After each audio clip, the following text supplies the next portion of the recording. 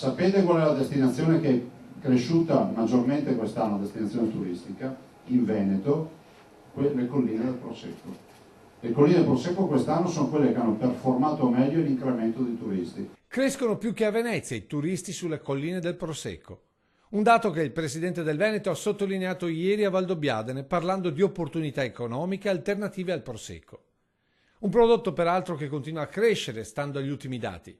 Oggi esportiamo, vendiamo, non esportiamo, buona parte ne esportiamo, 540 milioni di bottiglie di Prosecco, è perché qualcuno negli anni duri, quando non si guadagnava, comunque continuava a farlo lì quel vino. A questo però, ha sottolineato il presidente, vanno sommate le altre produzioni trevigiane e venete, un vero e proprio tesoro da far fruttare. Provincia di Treviso 130 prodotti tipici, Veneto 350 prodotti tipici, l'Italia 4500 prodotti tipici, un intero giacimento gastronomico.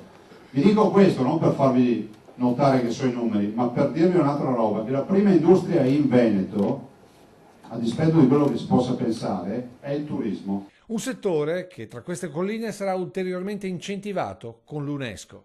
Arriverà l'UNESCO, quest'anno saremo ad Astana o Astana, chiamatela come volete, in Kazakistan, per cercare di portare a casa questo riconoscimento. Ve lo dico perché questi ragazzi qua hanno una grande opportunità, le famiglie e tutti i cittadini che sono qui, i cittadini del territorio. Vi do solo un dato delle Langhe, le Langhe è patrimonio dell'umanità, è un territorio del vino, ha decuplicato le presenze turistiche, ma se noi qui decuplichiamo le presenze turistiche, bisogna avere campeggi ragazzi, bisogna portare le tende.